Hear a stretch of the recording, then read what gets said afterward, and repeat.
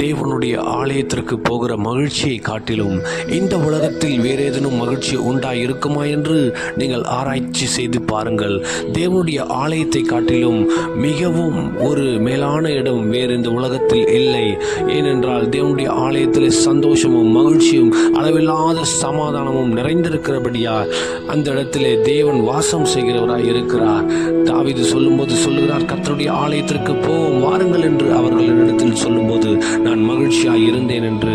அந்த மகிழ்ச்சி இந்த உலகத்தில் மாத்திரம் நின்று விடாமல் நித்தியத்திற்கும் தொடர வேண்டும். ஏசாயா 51:11 படி அப்படியே கர்த்தரால் மீட்கப்பட்டவர்கள் ஆனந்த களிப்புடன் பாடி சீயோனுக்கு திரும்புவார்கள். நித்திய மகிழ்ச்சி அவர்கள் தலையின் மேல் இருக்கும். சந்தோஷமும் மகிழ்ச்சியும் அடைவார்கள். சஞ்சலமும் தவிப்பும் ஓடி போகும் என்று வேதம் சொல்லுகிறது. தேவனுடைய ஆலயத்தில் நீங்கள் தங்கி இருக்கும் போது உங்கள் இருதயத்தில் அளவில்லாமல் சந்தோஷமும் சமாதானமும் சூழ்ந்து கொள்ளும். ஆமென்.